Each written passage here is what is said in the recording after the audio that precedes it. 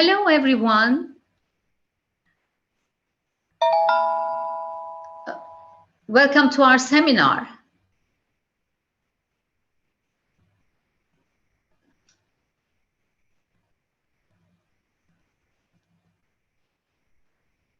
So today we have a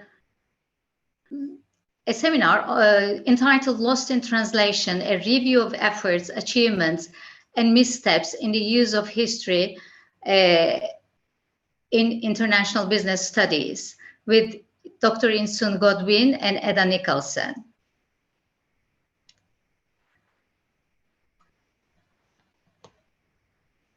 Let me introduce you, Dr. Eun Sun. We have two brilliant scholars today. Let me introduce you Dr. Eun Sun Godwin. She's a lecturer in the Wolverhampton Business School. She's also a course leader in the school. Her research interests are mainly on international business and management, and she's currently working on foreign direct investment. It is impact and determinants, multinational enterprises and sustainability, cross-border mergers and acquisitions. Some of these are interdisciplinary. She goes beyond the boundaries of international business and establishes links with the international business and economics and history and law. The second researcher is Edda Nicolson. She's a postgraduate research student working on the early history of the General Federation of the Trade Unions. Her research interests include the use of emotions in trade union publications, internationalization, race and gender in workers' organizations, and public labor history. The 2019 publication GFTU, 120 Years Supporting Unions, was based on her work. She works closely with the Social History Society as a conference trend convener. She acts as modern specialist editor on their research exchange blog and as their elected PGR representative for 2020 and 2022. Most recently, she has successfully obtained funding from SSHRC for her project together with a colleague, which is entitled The Industrialization and the Politics of Our Time. Before starting,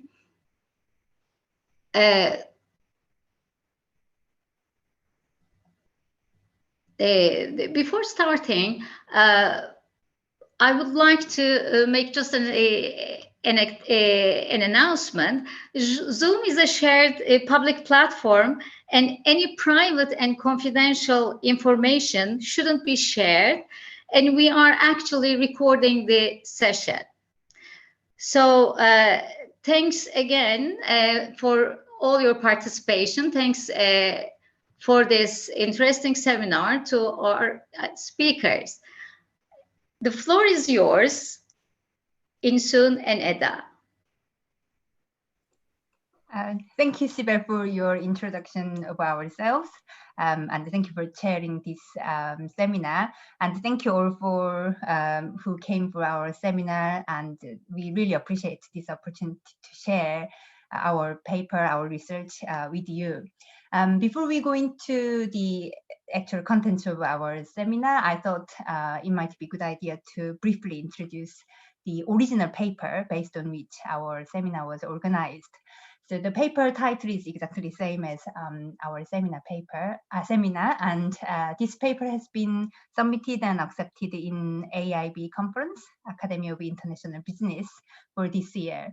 And although he couldn't be present today, one of our another co-author is Professor Andrew Perchard. Probably our business school scholars are well know of him.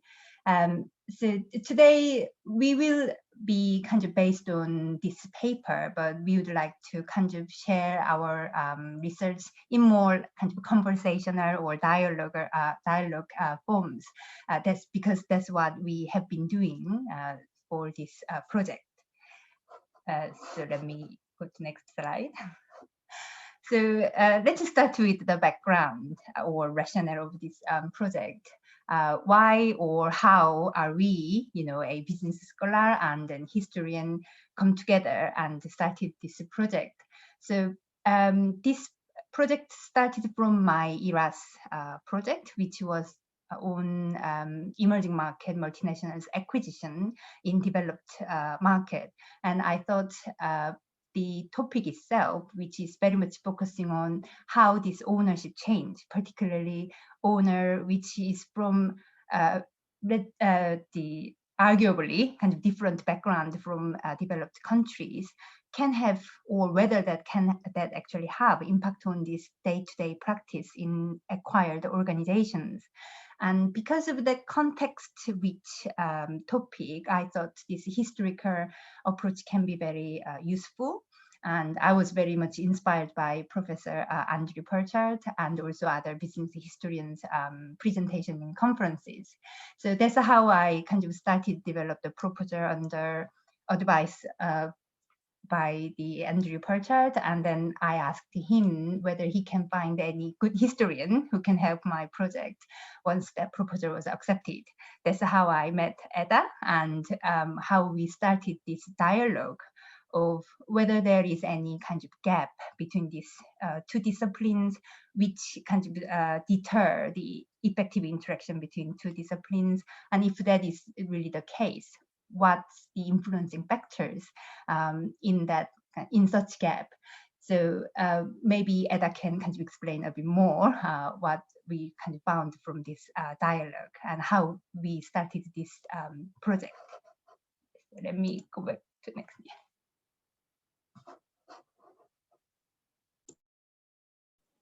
Okay, yeah, hi. So the reason that we are, the first thing that we wanted to talk about for our project really is that because of the timing that we started, of course, there has been this little thing called COVID-19 that's had some effect on our research. And actually, Eun Sun and I have never met face to face. We've managed to do this entire project just through the wonderful magic of Microsoft Teams. So that was the first sort of thing that we've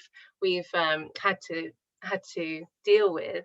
And actually, just this morning we have just arranged our very first coffee date in May. So I'm really looking forward to that. So that really changed the whole sort of dynamic of what an interdisciplinary project really could be, and trying to do it with this background of COVID and all the things that came with that. So my job as the historian in this project was primarily to think about archives and archival research, and again, they were all closed. And as the historians in the audience will probably appreciate, archival skills is something that you are better off teaching while you're in an archive, and because it's such a subjective experience, and it's such a difficult thing to describe because it completely depends what you're looking at and where you're looking. So that's something that we've had to sort of contend with and think about online archives and online material that we can use from non-traditional sources and things like that. So we began to sort of expand on our efforts to get to know each other and each other's fields, and that's where the idea of the systematic literature review paper came about. And I think Eun Sun's going to talk to you a little bit more about that. Okay, so sorry guys. So we started this project with like keyword kind of research. We wanted to see whether there are any kind of historical study in international business field. So we put this keyword of the history or historical method and historical approach in main international business journals, and also some other business journals where international business are kind of typically, arguably typically published. So that's kind of how we started this review. And I think in the process, we learned so much about each other's field, but at the same time, how much we don't really understand each other's understanding of the research and also language. So before we go into the main kind of findings of our papers, we thought it might be very relevant and interesting to share our own experience in this process, which was mainly kind of caused by our very different background, research disciplines we are from. So we thought it might be quite helpful to share what our research background is, and therefore what our research understanding of research was when we kind of started project together. So myself is from very much business and maybe a little bit of economics kind of study background. I did business and economics and maybe a little bit of applied economics throughout undergraduate and postgraduate studies. And then in PhD, I was mainly focusing on IB, and then that's kind of my main field. So partly probably because of the root of business studies in economics and other social science, what I've learned and read throughout this academic life was very much dominated by kind of scientific paradigm and deductive kind of research. And a lot of them has got very positivist and quantitative approach as well. So my understanding of the research was very much, I read a lot of literature, kind of finding some theoretical framework and shape analytical framework and develop some propositions or hypotheses and try to arrange the methodology which can be suitable for that hypothesis or propositions. And with that kind of understanding, when I met Edda, I was kind of asking questions from very much my perspective, how historians shape theoretical framework. And then Edda would be kind of confused. That's not quite like how we do research or kind of design the study in historians field. So maybe Edda can share a little bit more about her background and how she understood the research when we met first. Yeah, so I returned to education as a mature student, and I did my diploma in higher education humanities before I came here to do my degree in history and then start my PhD here. So I've always been much more interested in sort of people and social history and cultural history before really thinking further about sort of business history. So my thesis is on industrial relations in the early part of the 20th century. But I focus on emotions, not individual emotions of people, but rather collective emotions and how they're framed as an institution. And that sort of has worked quite nicely with this little sidestep into business history, because business history is looking very much at sort of methods of business and the impact of this business around in their community. So it's sort of been quite a nice kind of transition for me to sort of look at it from this different perspective, but there's a lot of similarities that I can see. And we've definitely identified that there's a lot to say about emotions and power and the relationship between companies that are going through an acquisition process and how they are sort of framing that kind of feeling of changing hands and things like that. So yeah, I do remember some of our earlier conversations. I remember one in particular where Eun Sun said, but I just don't understand, how do you decide what to research? And I said, oh, I just research what I think sounds interesting. And it was such a fundamental difference in perspective. And so that's just what we look for. It depends on what we're interested in and the perspective that we want to explore. And that's such a subjective experience that it's quite different from theoretical frameworks and use of data, and I would say sources, and how we interrogate sources is different, and how we appreciate how to build up pictures and how to explore further avenues, things like that. So yeah, so that was really the journey of how we got to the systematic literature review. And I think for me, as a historian, but also as a postgraduate student, actually doing this kind of work has really made me understand historical methodology even more. I started reading a lot of these papers for the systematic literature review, And I hadn't actually realized that historical methodology is so different from any of the other social sciences, and particularly business studies. And it took me a little while to really sort of appreciate what it is that I was doing that was similar, but what it is that I was doing that was different, in such a way that me and Eun Sun could work together on it. So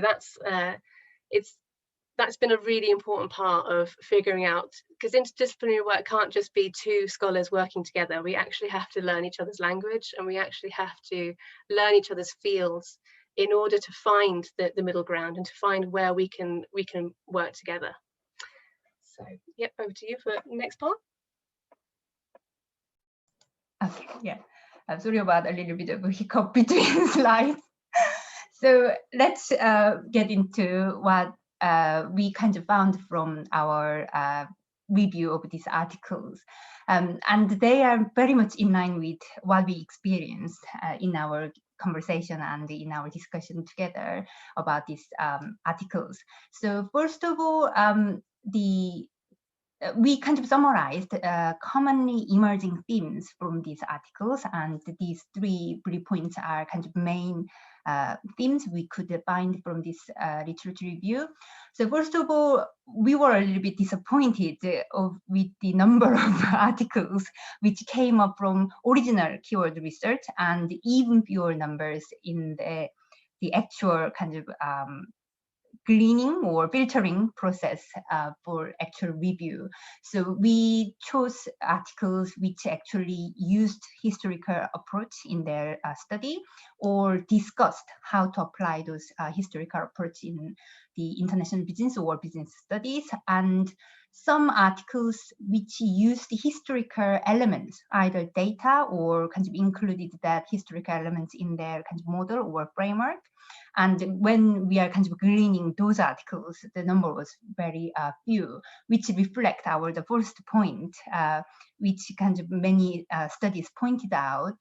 There is still very dearth of research which tried to kind of apply this historical approach in business studies, despite a very good call from very well-known business scholars, Jones and Khanna. They are from Harvard Business School, where business history tradition is well established. So they had this call saying bridging history back into international business is very kind of important and can be very useful. And they are arguing, especially going back to like Chandler, who is like a pioneer of not just international business and management, but management study in general, and how he used this historical approach and developed such a really good kind of ground for many management studies. So sadly, although Jones and Khanna were kind of calling for more studies to incorporate this history into international business, based on our keyword research and also recent review like Perchard Edda and Kobrag Edda found, there is still very much underexplored area of this bridging history back to international business. And in line with the first point, and Eun and other many business historian articles who published articles in these journals pointed out the lack of understanding or misunderstanding of business historians about the business scholars about historical research can be one of the fundamental reasons. And Eun termed that misunderstanding as dualism. And that article really systematically organized what that dualism is.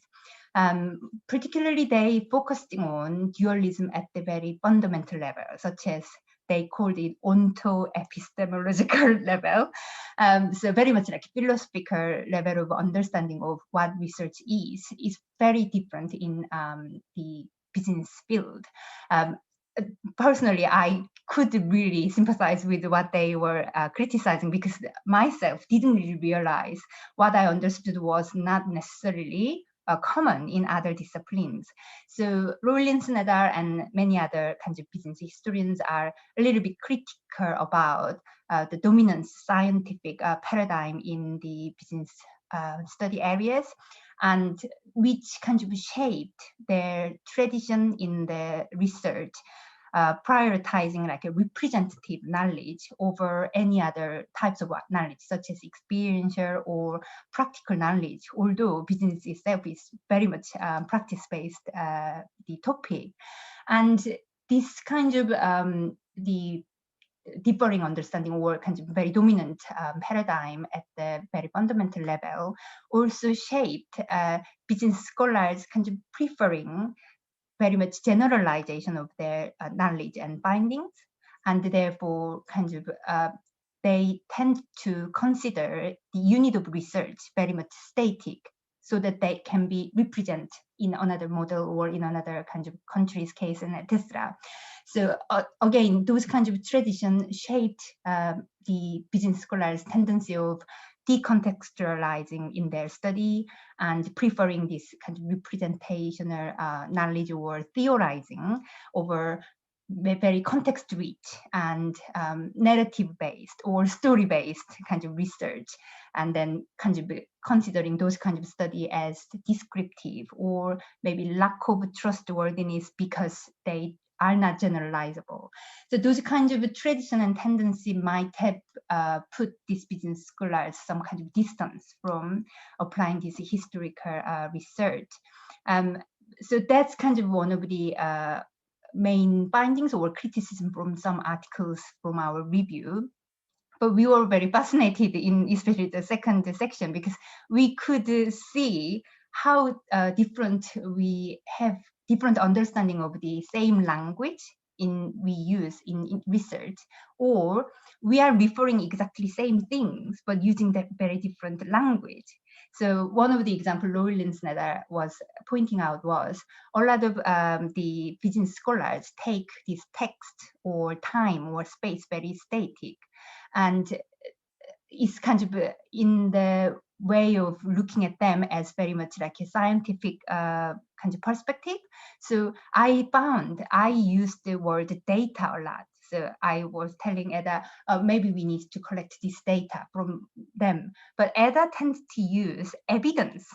But I think we are referring to the same thing, the substance of the something which can support our research. But I already, even the daily language, I'm using more like scientific language, such as data, whilst Edda using more like a, at the blog, one of the historians said, the social sciences use scientific language, but historians use art and craft language. So again, that was kind of reflected in our daily conversation, such as, you know, data versus evidence.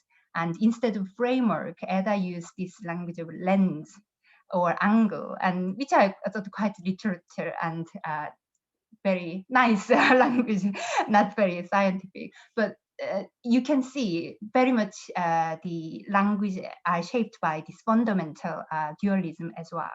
And another example can be about the sources and in terms of when we are collecting data.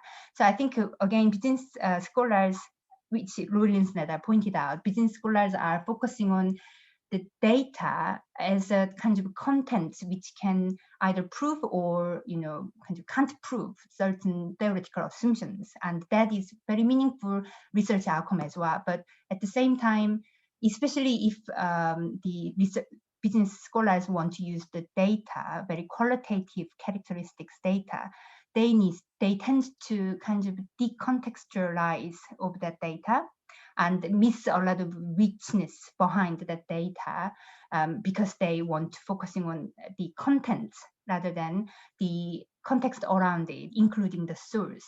So again, I think based on our conversation and the reading of these articles, what I found was even same interview in business studies, that interview is used for collecting the data, which the contents which can either support or disprove our assumption. But I think in historical perspective, that the content is not the main thing, but where the contents are from. And when that contents were conveyed by this source, what kind of context or what kind of situation that was when the source was experiencing or source was giving us that content. So those kinds of understanding again gives some maybe misunderstanding of business scholars when they are trying to use the historical research, which we found in several articles in our review, particularly in IB articles. So we put a couple of examples here, and I think Edda can explain much better how, in what way these studies didn't quite understand what they meant by historical research from historians' perspective. Yeah, so actually one of my favourite parts about this whole project is that I had an excuse to revisit one of my favourite historians, which was Mark Bloch, and someone was just talking about his book, The Historian's Craft, is something that I like to lean on when I'm, in a way, defending the craft of historical writing, because the way that it's framed in that book and has been framed since by many different scholars is that, you know, that there is a beauty to looking at historical documents, and there is it's okay that's kind of, that just because it's good for the soul doesn't mean that it's not as worthy of scientific research. And he frames it much better than me, but it is one of those books that I love rereading. So that's been an absolute pleasure to bring that one back out. So yeah, I mentioned before that I was in a way quite surprised to learn that historical methods were perhaps not thought of as trustworthy in certain social sciences arenas, and there was a lot of sort of doubt about how you can use historical methodology and what it really is. I guess in my own little bubble of historical research, I just thought that was just the way you did things and no one would ever question it, but it's definitely given me a new perspective of that.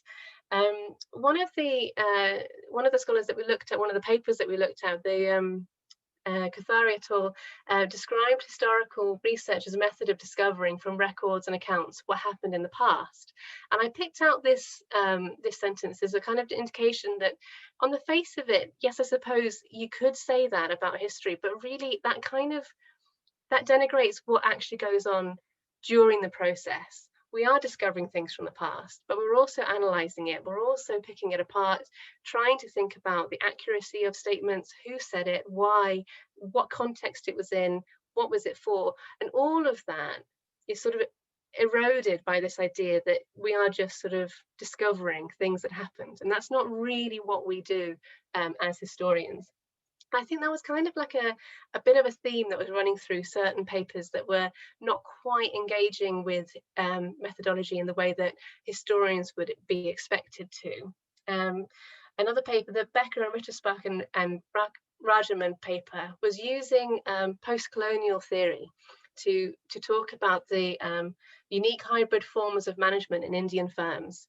Now, they describe their research as being sensitive to the history of colonial India, but it didn't really interrogate why Indian firms would need to approach a hybrid model, or what kind of effect that would have on the culture of the workplace, or how that would be perceived in the business field and in the community and on a social level. It didn't really offer any kind of perspective for the reason behind this hybrid model that we would expect to see in a historical viewpoint. And the Rosting and Greitzer article kind of used a case study of monastic life in the Middle Ages to talk about management culture. And this, I think, was a prime example of plucking a historical event out and looking at it as an example of something that you wanted to be an example of. And, you know, even as historians, that's kind of tempting, but it's not really what I would say was a useful use of history. So the study was saying that there is they know that it's a deductive study, but they were saying that, look, you know, in this kind of framework in a monastery, there is a culture of rule following, and that sort of rule following framework can be used in a management structure.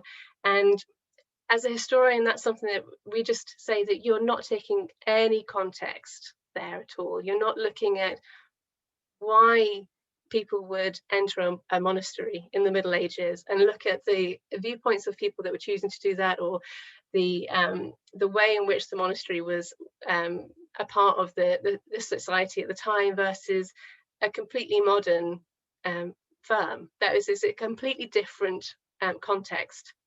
And it's just an example of how, if you're thinking about history as like just a method of discovery, I mean, we could easily just go back and just pluck out a few historical events and use it to explain things, and it's not really taking into account that history is a study of change, and it's a study of context, and it's a study of understanding perspectives and lenses from different people. And I think they were just examples of people trying and people having the right idea, but not necessarily perhaps having the dialogue that you need to have between disciplines in order to make interdisciplinary research work. So I think the next pick is for you, Eun Sun. Yeah, so, okay, the next slide.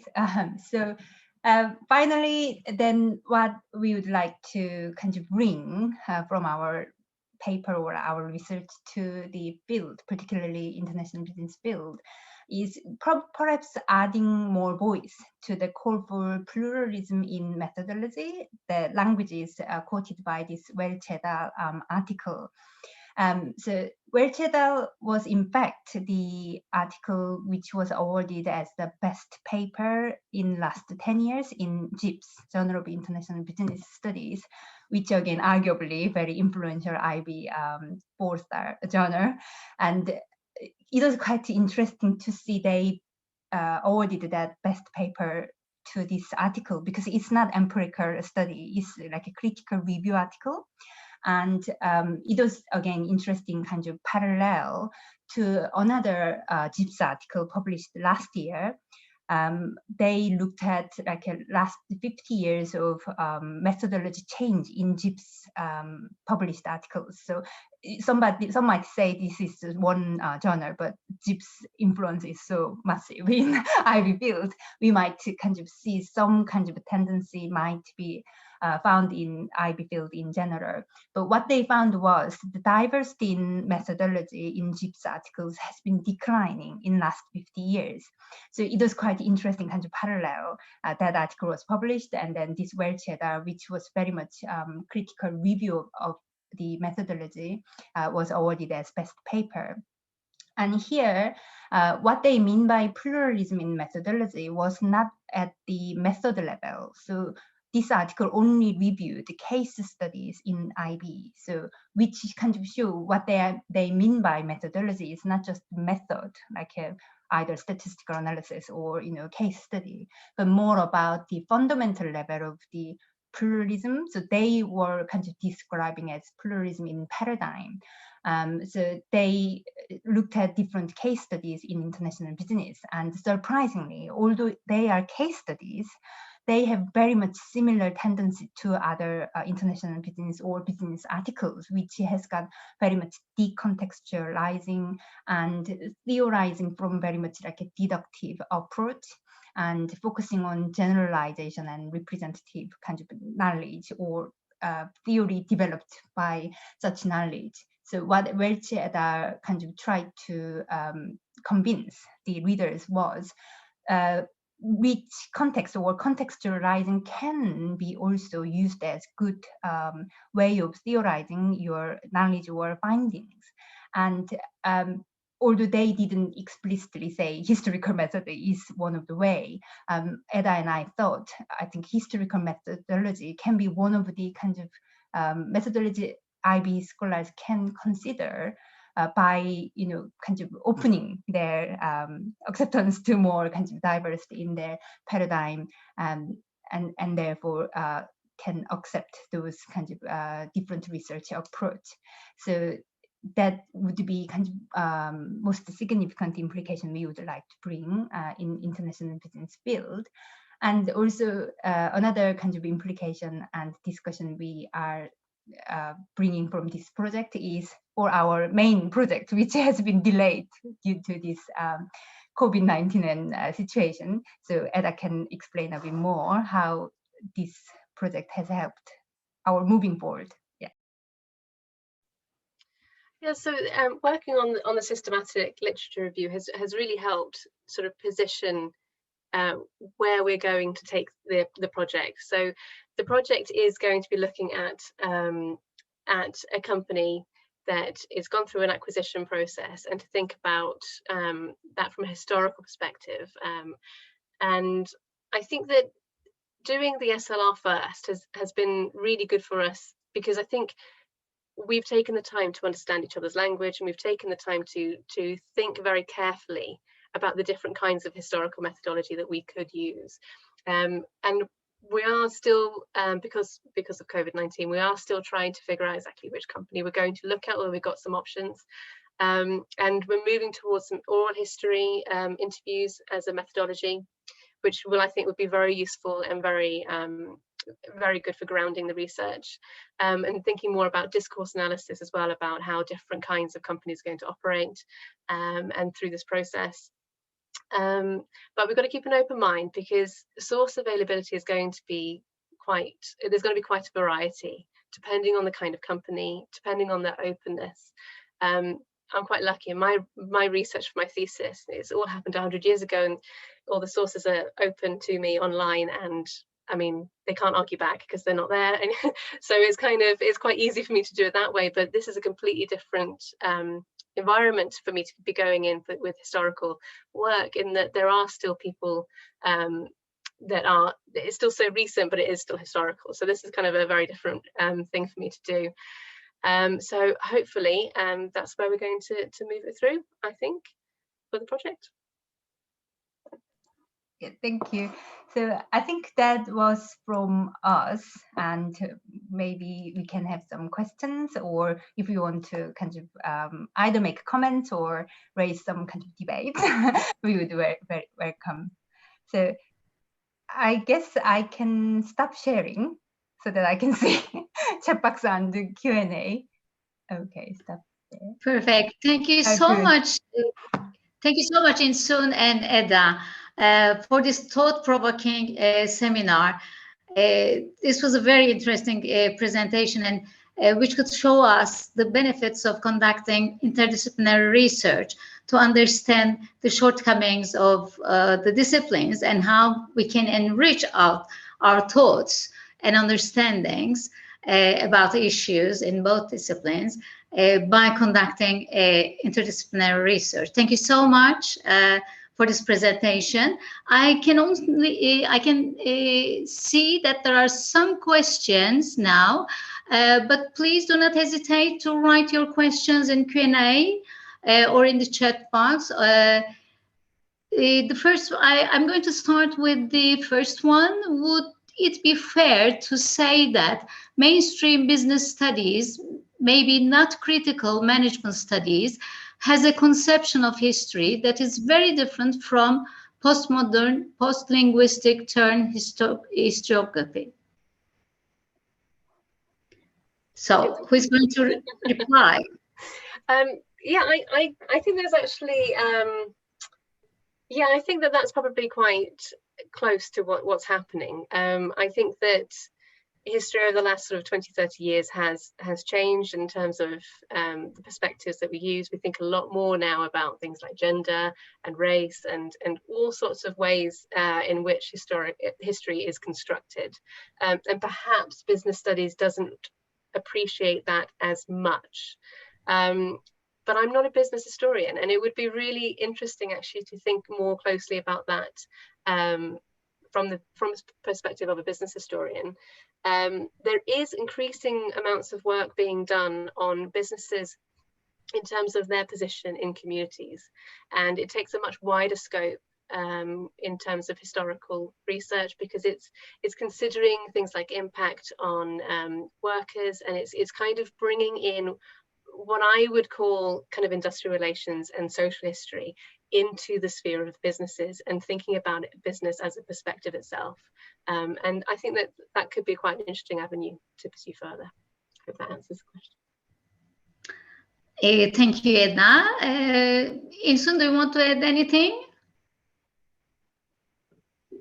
So I go ahead with the second question then. Another good question.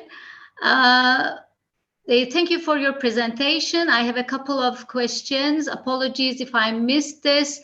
How did you undertake paper selection for your systematic review? This is the first bit of the question. There's a second bit. Was your review limited to a date range? If so, what years? Yeah, so we started with IB journals, Journal of International Business Studies, Journal of World Business, International Business Review, International Management journal. Anyway, so we kind of chose, first of all, IB focused journals and then international management.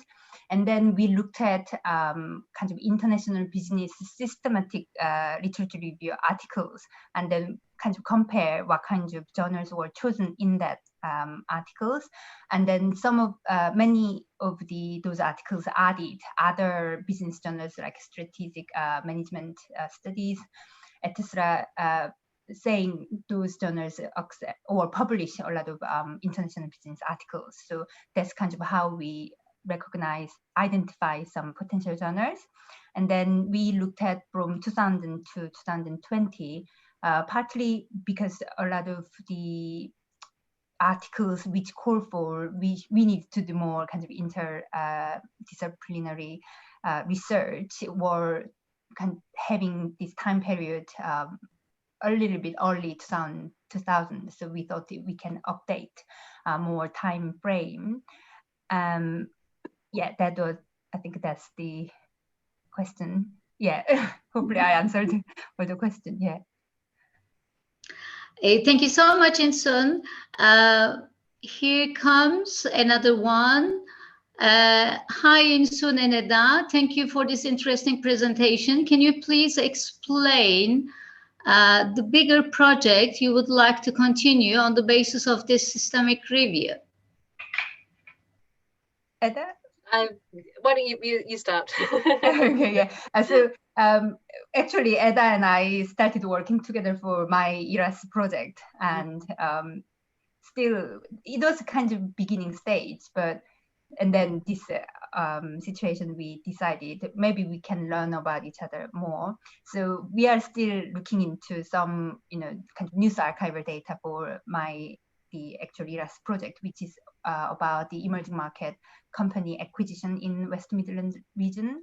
But as I kind of briefly explained in my presentation, and Edda also explained, the historical methodology put a lot of emphasis in the context, and therefore I think it's very appropriate methodology or approach when you want to look at this interaction between different levels of the kind of the context. So we would like to interview these people who worked there, or hopefully working there as well, but who at least worked there, and that agency kind of personal level of the experience probably have been impacted by the organizational level of the change, which was the owner's change, and also the macro level, which was the regional kind of industrial changes and etc. So, for example, one company we identified that history goes back like 1990s,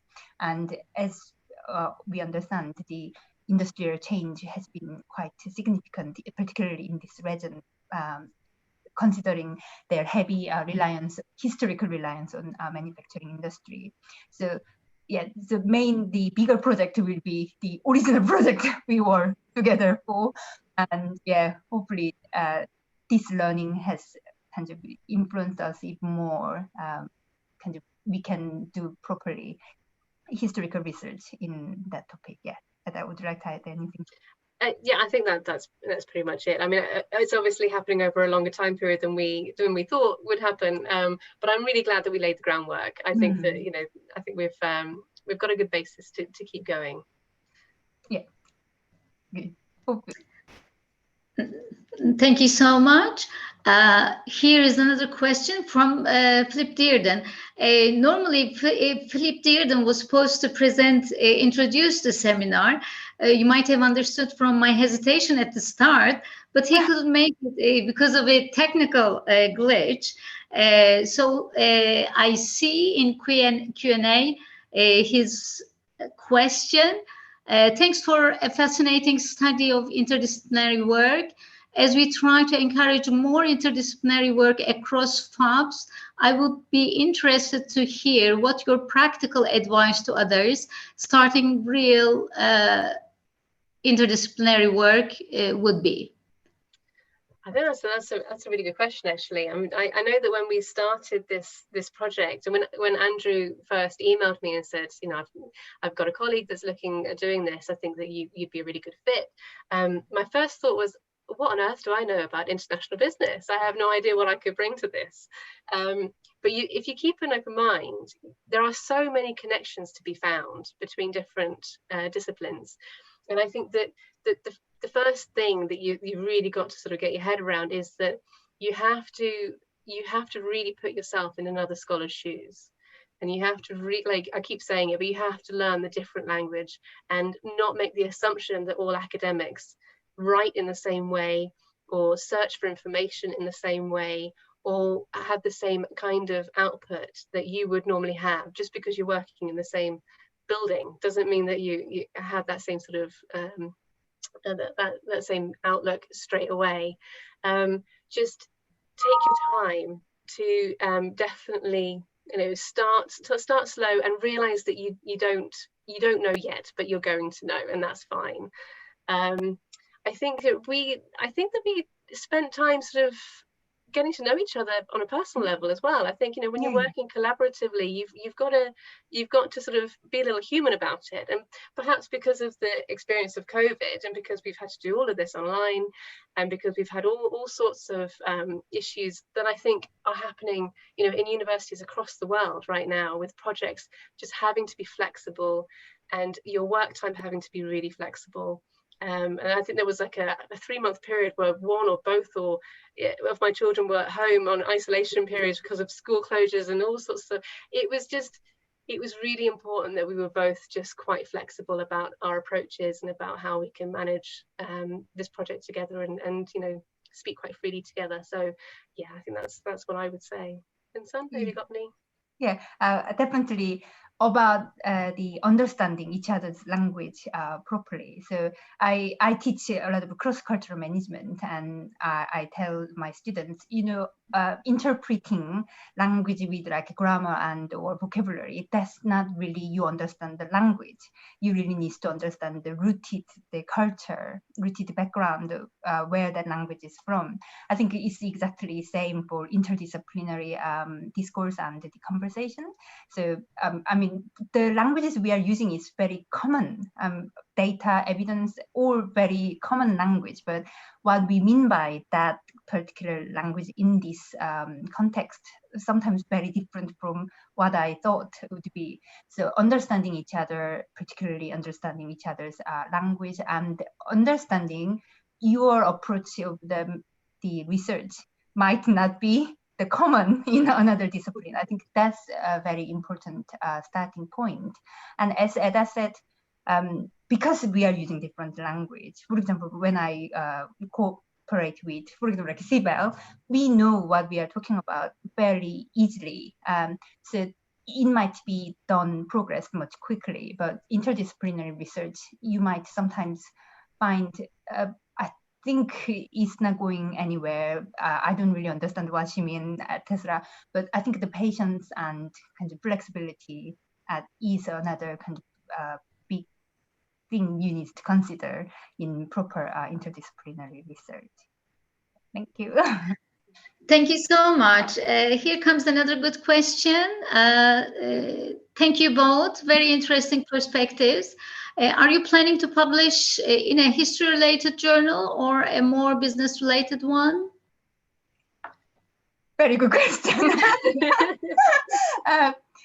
It is, again, I think as Edda said, one of the Edda's comments in previous answer was, the focus might be also very different. We need to be practical as well. I mean, we want to be good friends with everybody, but at the same time, we need to be practical in certain things. So I guess maybe having some kind of good negotiation or discussion about what we want to from this interdisciplinary research is another good kind of way or factors you need to consider in interdisciplinary research.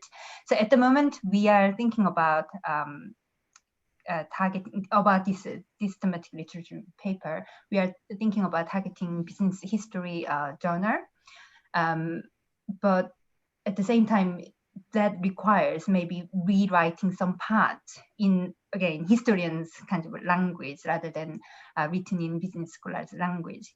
So yeah, that is a really good question. I think still we are kind of talking about what we can do with our paper. It's still finalizing stage, but yeah, I think that practical conversation is also important part. Yeah. Sorry, we didn't really straight answer for the answer, but we are still working on it.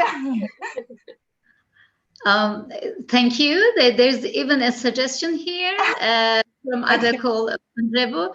I suggest business history review. Everybody wins in that case. Maybe dream come true. So another question. Great stuff. An excellent way to keep working as a historian when the archives close. You are absolutely right that today we historians rarely treat the past as something that is out there waiting to be recovered. How we go about interpreting the past on the basis of evidence and data has changed again and again in the last few decades, with a linguistic turn followed by a cultural turn, a spatial turn, emotional turn, etc. History is now something of a magpie discipline, borrowing theories and methods from seemingly endless other fields. There is no one historical method. Is this part of the difficulty in explaining to scholars from other disciplines that historical research actually is? In a word, yes. I think that's yes. I mean, I think that was one of the hardest things to explain to someone that's outside historical work, is that the possibilities are quite literally endless with how you approach historical work, and it completely depends on what you're looking for and the kind of story that you want to tell. And I think that was probably quite a difficult thing to marry up to international business, but Eun Sun was completely open-minded, which was really great. But it has been really hard for me to feel, I guess, kind of useful in that regard, and to stop being so vague. Because when we're trying to plan what we could do, we haven't really been able to get started with any actual historical work until we've got a company and I know what the sources are and what version of this history are we going to tell, and where are we going to start, because COVID has just blown that out of the water. But yeah, I mean, it is true that you can uncover fresh perspectives endlessly, constantly. It's still going on, it's still happening, and it does make it extremely difficult to really explain what we do and also defend what we do. I got a little bit defensive, I guess, right at the beginning when I was reading about how the social scientists don't trust historical methodology, and I thought, well, that's ridiculous. We're perfectly trustworthy. But but yeah, I definitely agree. It is difficult because we can't decide either. I think I'm not a historian, so I just kind of telling what I read from these articles, and I found one. I think it was written by business historians to historians to make historical approach more, I guess, appealing to business scholars. So what the authors pointed out was historians tend to be very implicit in their methodology or kind of approach. So they don't really kind of sell much. So we have an idea, this is methodology we use, and there are even like methodology books about what kind of methodology you can use in business studies and etc. But historians seems to be, I mean, based on those articles, tend to be very implicit about what approach or methodology or kind of system they use in terms of analysis, in terms of kind of questioning the research questions and etc. So yeah, I think both needs really to make effort to understand each other further, I think. Thank you. Two more questions. We have an education system that forces children to focus on disciplines, and yet more for A-level or U-grads focus yet further. Has that focus on being specialist expert, but instead become universalists with a necessary less expertise in each of them, run its course.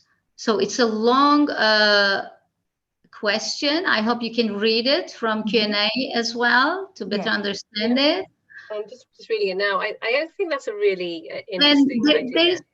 Edda, there is a clarification which follows as well related to this question. Clarification, focus on specialisms has run its course, and we should instead opt for universalisms. Universalism may not be the best word. Yeah, I mean, I think the term we call it is perhaps up for debate, but I do think that there is much more call now for interdisciplinary work in general. And I think from my own background as well, that, you know, I am a labour historian that is supervised by a labour historian, but that labour historian also works in cultural and social history. I'm working in emotions history. The lines are blurring within our own discipline and have been for, you know, a long time. And I think the natural progression probably is that the lines between our departments also blur. And I think that some of the most interesting work can combine different disciplines, and hopefully there can be greater scope for that to happen. Your point about the school system and about ideas of specialism and things like that probably will make it quite difficult to foster that kind of work. But I mean, I certainly jump at the chance for doing more work with Eun Sun or with business scholars to think about workplace history, but from a business perspective, and to then think about the cultural impact of that and the emotional meanings. Like, there are so many different ways that you can look at something. I'd be really, really interesting to see if that does happen. Yeah, and in line with Edda, personally, it's my personal view. I think to enhance this interdisciplinary or multidisciplinary research, it doesn't have to be, you know, the education system is more focusing on universalism. More importantly, although the education system is based on specialism, maybe enhance the interaction between this specialism. Much better or effective interaction between this specialism is much more important than making everybody learn everything, I think. Even I keep going back to language because as a foreigner living in this country, I think about the implication of the language. And when I interact with the different discipline, I feel like I'm learning different language. And here, of course, it will be good one of us just learn two languages perfectly and then communicate. But at the same time, it might be much better we try to understand each other than one person just to try to, you know, learn two different languages with such a, you know, effort and the time and etc. Yeah, that would be kind of my answer. Thank you so much. I think you have replied all the questions. Many thanks for this inspiring seminar. This was a really stimulating, thought-provoking seminar. Many thanks for your work. And many thanks to everyone who participated to this seminar. I would just go back to Phil, whether he wants to add anything. As far as I can see, he is among the attendees. I don't know whether he would like to add a couple of words. I think he cannot actually, as far as I understand. Okay, then I would like to thank you all again. And hope to see you in the coming seminars. We have a series of seminars. So hope to see you all again in those seminars in the coming days. Thank you. Bye-bye. Thank you for everything. Bye. Thank you. Bye.